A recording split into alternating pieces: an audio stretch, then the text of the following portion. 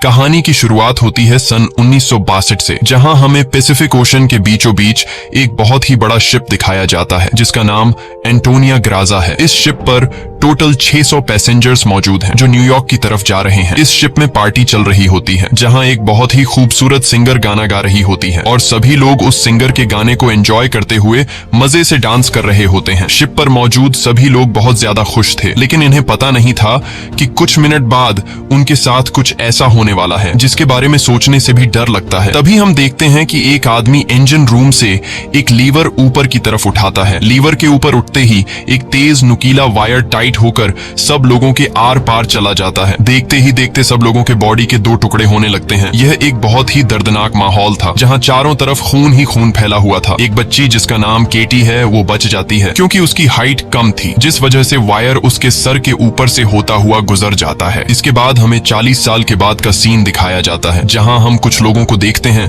जो एक टग बोट की मदद से एक बड़े शिप को खींच कर ले जा रहे होते हैं। तभी अचानक वो पुराना शिप डूबने लगता है। यह देखकर ग्रुप का लीडर अपनी टीम में से एक लड़की जिसका नाम मर्फी है उसे उस पुराने शिप पर भेज देता है ताकि मर्फी उस पुराने शिप को जिस वायर से बांध कर ले जाया जा रहा था उसे आजाद कर दे, वरना अगर यह पुराना शिप डूब गया तो उसके साथ साथ इनकी ये टग बोट भी डूब जाएगी। मर्फी जब उस पुराने शिप पर पहुंचती है तो उसे पता चलता है कि पुराने शिप के निचले हिस्से में दरार पड़ चुकी है, जिस वजह से शिप में तेजी से पानी भरता जा रहा है और अगले 5 मिनट में यह शिप पानी में डूब जाएगा। मर्फी ये बात अपनी टीम के लीडर को बताती है। ये सुनकर टीम का लीडर मर्फी को ऑर्डर देता है कि जिस वायर से हम इस शिप को खींच रहे हैं उस वायर को आजाद कर दो और फौरन वहां से निकलकर हमारे पास टग बोट पर पहुंचो, क्योंकि हम इस पुराने शिप को छोड़कर जाने वाले हैं। तभी टीम के 2 और साथी भी मर्फी के पास पहुंच जाते हैं और वो भी मर्फी को बाहर निकलकर शिप को छोड़ने के लिए कहते हैं, लेकिन इस शिप को ढूंढने में उन्हें 3 महीने लगे थे, जिस वजह से मर्फी इतनी आसानी से इस शिप को छोड़कर नहीं जाने वाली थी। वो शिप को बचाने के लिए नीचे पानी में कूद जाती है, जिसे देखकर ऊपर बैठे 2 साथी भी औजार लेकर मर्फी के पीछे कूद जाते हैं। ये तीनों जैसे तैसे करके शिप को डूबने से पहले ही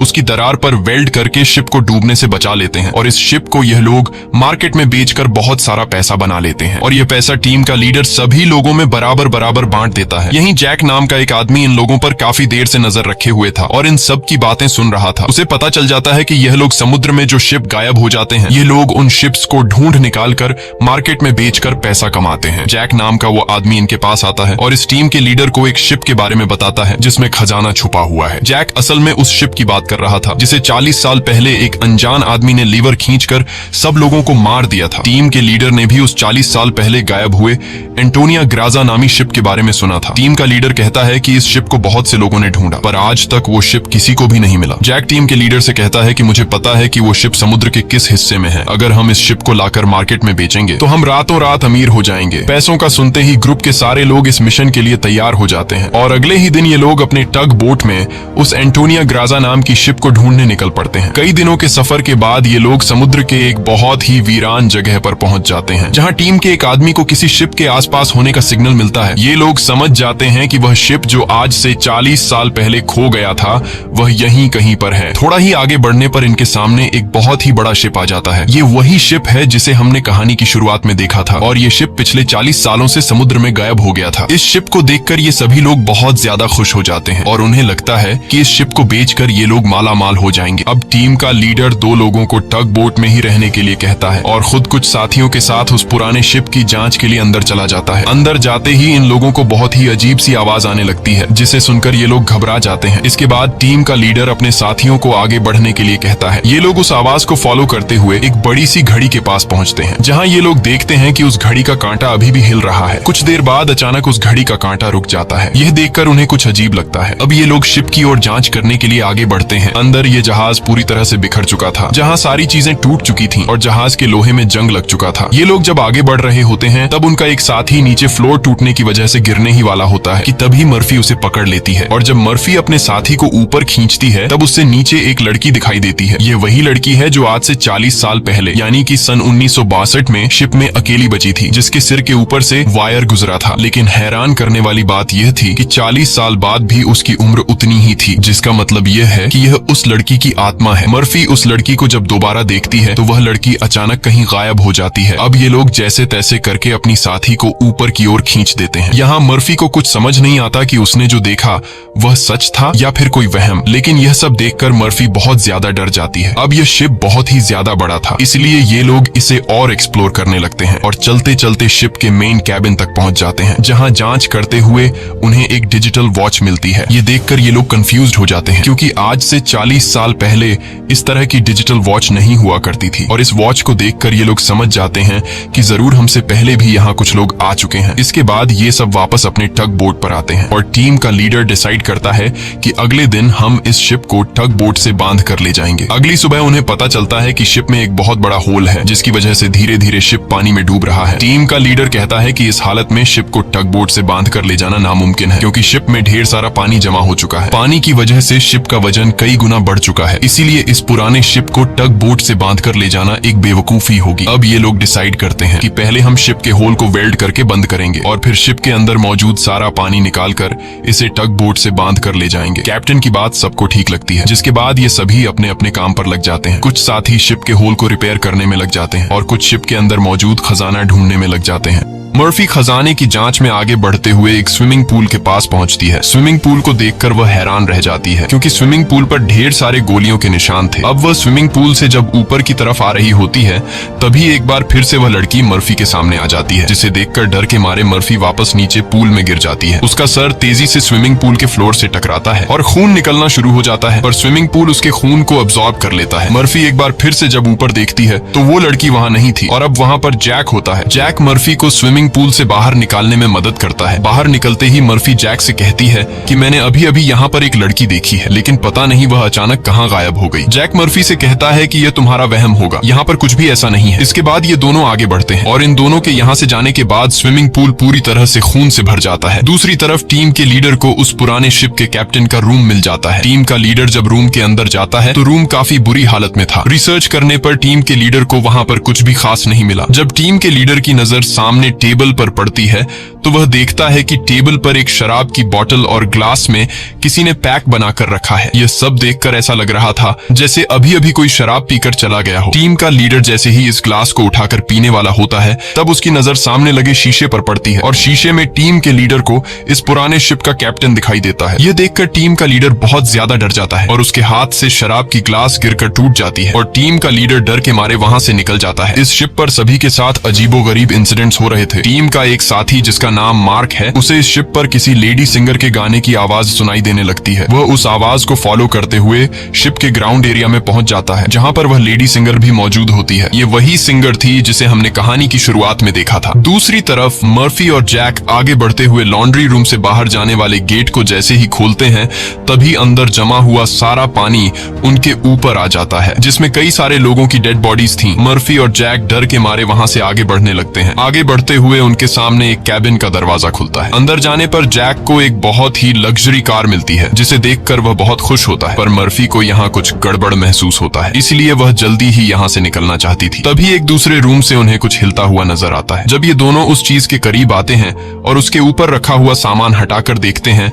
तो उनकी आंखें खुली की खुली रह जाती हैं, क्योंकि वहां पर सोने से भरा हुआ एक बॉक्स पड़ा था। ये देखकर मर्फी अपने बाकी साथियों को तुरंत बुला लेती है और जब सब यहाँ पहुंचते हैं तो सामान हटाने पर उन्हें इसी तरह के 9 बॉक्स मिलते हैं और हर एक बॉक्स में 28 गोल्ड प्लेट्स पड़ी हुई थी, जिसे देखकर सभी की खुशी का ठिकाना नहीं रहता, क्योंकि ये सभी रातों रात अमीर हो गए। इतने बड़े खजाने को ढूंढने के बाद ये लोग डिसाइड करते हैं कि इस शिप को यहीं छोड़ देंगे और सिर्फ सोना यहाँ से लेकर जाएंगे। इसके बाद ये लोग सारा का सारा गोल्ड अपने टग बोट पर रख देते हैं और अब ये लोग यहाँ से निकलने की तैयारी करते हैं। टग बोट को चलाने वाला कैप्टन बोट को स्टार्ट करने के लिए इंजन की सफाई करने लगता है और तभी हमें दिखाया जाता है कि टग बोट में रखा गया सिलेंडर का वाल्व अपने आप चालू हो गया है, जिससे हवा में गैस फैलना शुरू हो जाता है। वही मर्फी एक बार फिर से उसी लड़की को देखती है जो उसकी तरफ तेजी से भागती हुई आ रही होती है, जैसे वह मर्फी को कोई बात बताना चाहती है, पर तभी उसे कोई पकड़कर नीचे धकेल देता है और जैसे ही टग बोट का कैप्टन इंजन को ऑन करता है, तभी सिलेंडर से निकली गैस की वजह से पूरे बोट में एक बहुत ही बड़ा ब्लास्ट होता है, जिसमें टग बोट का कैप्टन मारा जाता है। अब ये लोग समुद्र के बीचों बीच एक सुनसान शिप पर फंस चुके थे। ये सभी लोग बहुत ज्यादा परेशान होते हैं, क्योंकि उनके पास जो यहाँ से निकलने का टग बोट था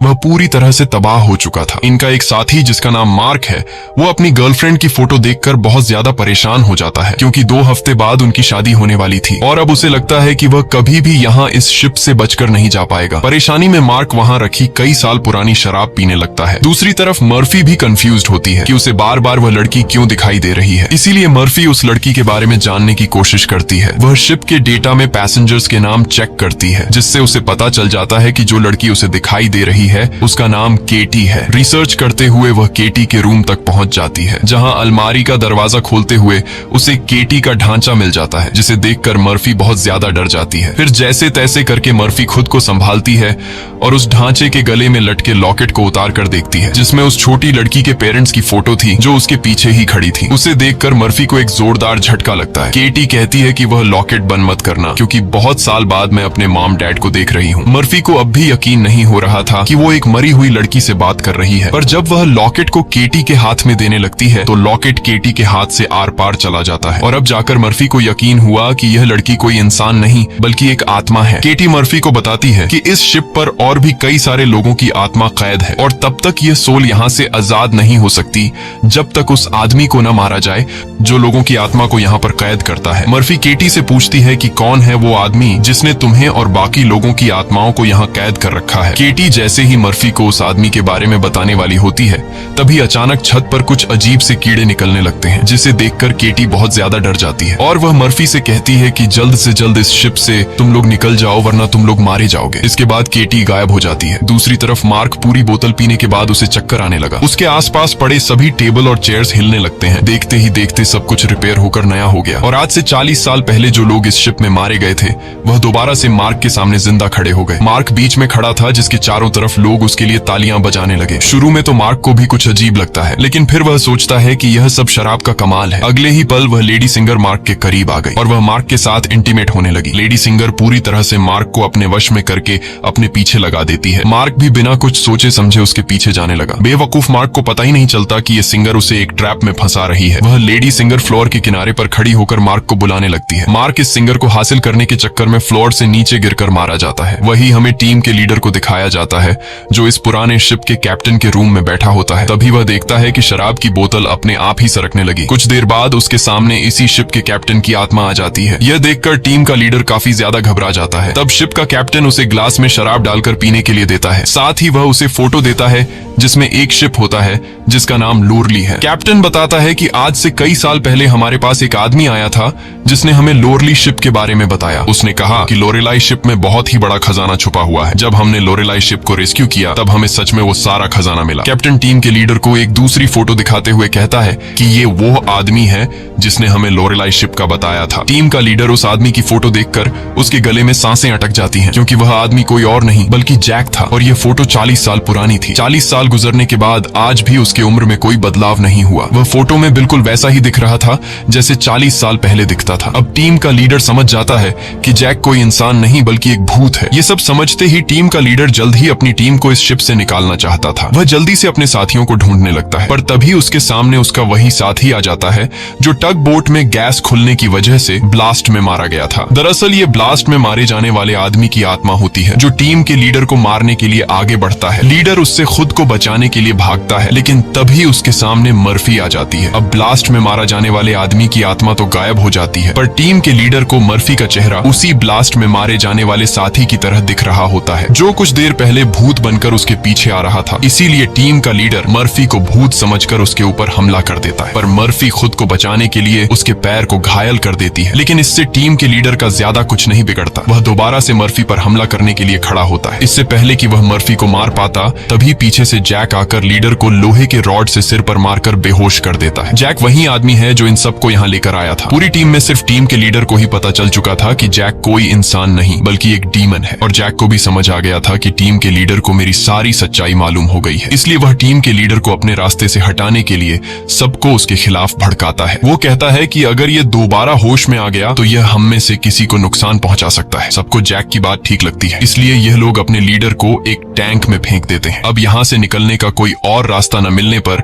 यह लोग प्लान के मुताबिक शिप को रिपेयर करने के काम में लग जाते हैं। जल्द ही शिप में जिस सुरंग से पानी अंदर आ रहा था उस सुरंग को यह लोग वेल्ड कर देते हैं और पंप के जरिए जहाज के अंदर जमा हुआ पानी बाहर निकालने लगते हैं। मर्फी देखती है कि उनका एक साथी जिसका नाम मार्क है वो कहीं भी नहीं दिखाई दे रहा, इसलिए मर्फी उसे ढूंढने निकल पड़ती है। तभी उसके सामने उस लड़की की आत्मा एक बार फिर से आ जाती है, जो उसे दिखाती है कि तुम जिस आदमी को ढूंढ रही हो वह मर चुका है। यह मार्क होता है जो लेडी सिंगर को पाने के चक्कर में मारा गया। और अब यह लड़की मर्फी के कंधे पर हाथ रखकर उसे 1962 की उस रात में ले जाती है जहां यह सारा इंसिडेंट हुआ था, जब सब के सब शिप में मारे गए थे। उस रात शिप पर मौजूद सभी लोगों को बहुत ही बेरहमी से मारा गया था और यह सब एक ग्रुप कर रहा था जिसका मकसद था इस शिप पर मौजूद सारा गोल्ड चुराना। इन लोगों ने कुछ लोगों को खाने में जहर मिलाकर मार डाला, कुछ लोगों को वायर से काटकर उनके 2 टुकड़े कर दिए और कुछ को गोलियों से छलनी कर दिया गया। इनके कहर से केटी भी नहीं बच पाई। उन्होंने केटी को उसके रूम में ले जाकर फांसी पर लटका दिया। इन सब के पीछे थी वही लेडी सिंगर जिसने गोल्ड लूटने के लिए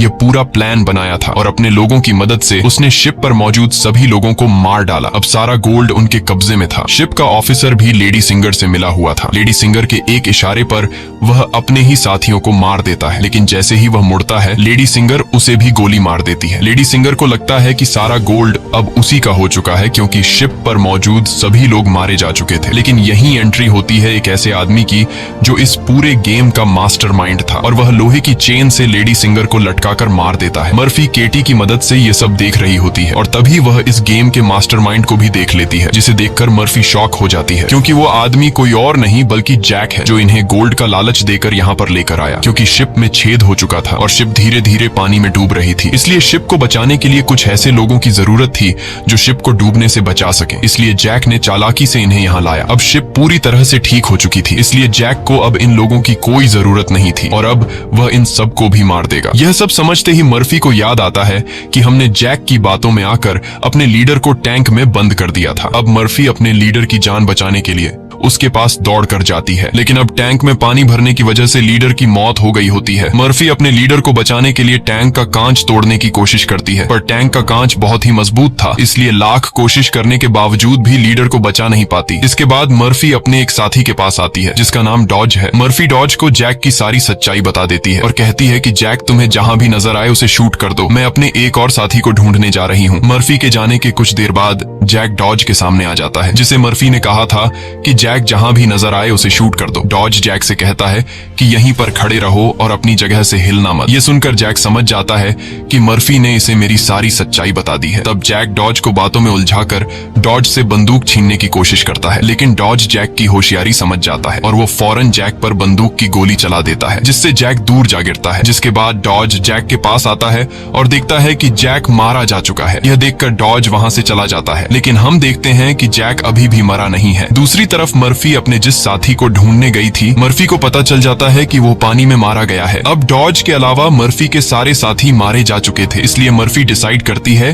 कि वो इस पूरे शिप को तबाह कर देगी। जिसके बाद मर्फी शिप के हर एक कोने में बॉम्ब फिट करने लग जाती है और तभी उसके पास डॉज आ जाता है। डॉज मर्फी को बताता है कि मैंने जैक को मार दिया। ये सुनकर मर्फी कहती है कि जैक नहीं मरने वाला है, क्योंकि जैक कोई इंसान नहीं बल्कि एक डीमन है, इसलिए हमें यह पूरी शिप ब्लास्ट करनी होगी ताकि जैक हमारी तरह और किसी इंसान को यहाँ लाकर न फंसा सके। और जैक ने जितने भी सोल्स को इस शिप में कैद कर रखा है वो सभी आजाद हो जाएंगे। डॉज यहाँ पर गुस्से से मर्फी को समझाता है कि हमें शिप को ब्लास्ट नहीं करना चाहिए, क्योंकि इस तरह से शिप में रखा सारा गोल्ड बर्बाद हो जाएगा और हमें बिना गोल्ड हासिल किए खाली हाथ घर लौटना होगा। मर्फी कहती है कि यह गोल्ड दरअसल जैक का एक चाल है जो हम यहाँ से कभी भी नहीं ले जा पाएंगे, इसलिए मुझे हर हाल में यह शिप ब्लास्ट करनी होगी। अब जैक समझ जाता है कि मर्फी किसी भी हाल में नहीं मानने वाली, इसलिए जैक अपने असली रूप में आ जाता है, जिससे हम समझ जाते हैं कि जैक ने डॉज को भी मार दिया था। जैक उसे बताता है कि तुम्हारा और मेरा काम एक ही है, जिस तरह से तुम समुद्र में फंसी हुई शिप्स को जमा करती हो उसी तरह से मैं सोल्स को जमा करता हूँ। पहले मैं भी इंसान था, लेकिन मैंने बहुत पाप किए जिसके बदले मुझे यह काम दिया गया और अब मैं सोल कलेक्टर हूँ, जिसके लिए मुझे शिप की जरूरत है और मैं नहीं चाहता कि तुम इस शिप को ब्लास्ट करो। जैक मर्फी को एक चांस देता है। वो कहता है कि जाओ, मैं तुम्हें नहीं मारूंगा, लेकिन बदले में तुम्हें इस शिप को ब्लास्ट नहीं करना होगा। पर मर्फी उसकी बात नहीं मानती, जिसके बाद जैक एक लोहे के रॉड से उस पर हमला कर देता है, जिससे मर्फी नीचे गिर जाती है। अब जैसे ही जैक मर्फी को मारने के लिए आगे बढ़ता है, तब मर्फी एक तीर चलाकर उस बॉम्ब वाले रिमोट पर निशाना लगाती है और खुद फौरन पानी में कूद जाती है, जिसके बाद शिप में एक बहुत बड़ा ब्लास्ट होता है। ब्लास्ट की वजह से शिप पानी में डूबने लगती है और मर्फी पानी के अंदर शिप के नीचे फंस चुकी होती है। अब उसे बाहर निकलने का कोई रास्ता नहीं दिखता और उसकी सांसें भी फूलने लगती हैं। पर तभी वहां पर केटी की आत्मा आती है, जो मर्फी को हाथ से पकड़कर